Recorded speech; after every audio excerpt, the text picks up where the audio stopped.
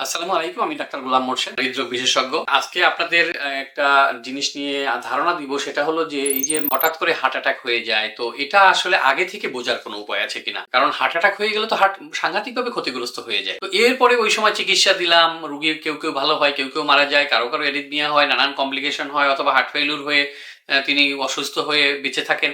তার চেয়ে যদি হার্ট অ্যাটাক হওয়ার আগেই আমরা কোনোভাবে বুঝতে পারি যে তার হার্ট অ্যাটাক নিয়ার ফিউচার বা কিছুদিনের মধ্যে হবে বা হতে পারে বা ঝুঁকি আছে, তাহলে সেটা থেকে রুগীকে মানুষকে বেশি বেনিফিট দেওয়া সম্ভব। তাহলে কি এমন কোনো টেস্ট আছে বা উপায় আছে যেটা থেকে বোঝা যাবে যে হার্ট অ্যাটাক হতে পারে কিনা? হ্যাঁ, কতগুলো উপায় আছে, কতগুলো টেস্ট আছে যেগুলো থেকে আমরা হার্ট অ্যাটাক, সম্ভাব্য হার্ট অ্যাটাকের ঝুঁকি নির্ণয় করি। হ্যাঁ, যেমন কিছু আছে ব্লাড টেস্ট।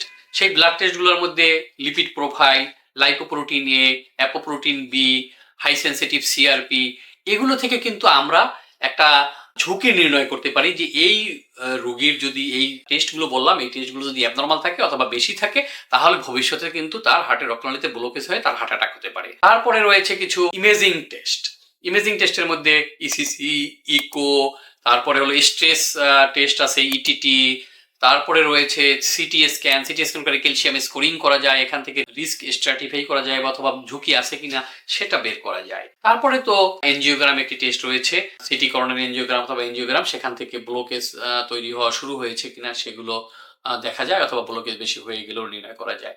তাহলে একটা সিঙ্গেল টেস্ট কিন্তু আমরা পাচ্ছি না যেটা থেকে বলে দেওয়া যাবে যে ওনার হার্ট অ্যাটাকের ঝুঁকি আছে আর ওনার হার্ট অ্যাটাকের ঝুঁকি নেই। বাট সমষ্টিগতভাবে বেশ কয়েকটা টেস্ট অ্যানালাইসিস করে আমরা একটা ঝুঁকি নির্ণয় করতে পারি। ইভেন এটা পার্সেন্টেজেও আমরা করতে পারি যে এই রোগীর কিছু টেস্ট এবং কিছু ফিজিক্যাল প্যারামিটার দিয়ে ক্যালকুলেট করে টেস্টের রিপোর্টগুলো ওই ক্যালকুলেটরে ইনপুট দিয়ে আমরা কিন্তু বের করতে পারি যে এই রোগীর আগামী 10 বছরে, নেক্সট 10 ইয়ার্স এর মধ্যে হার্ট অ্যাটাকের ঝুঁকি রয়েছে 7.5%। এই রোগীর আগামী 10 বছরের মধ্যে 20% ঝুঁকি আছে হার্ট অ্যাটাকের। এটা কিন্তু এভাবে এটা নির্ণয় করা সম্ভব। তাহলে এগুলো হলো প্রিভেন্টিভ চেক আপ।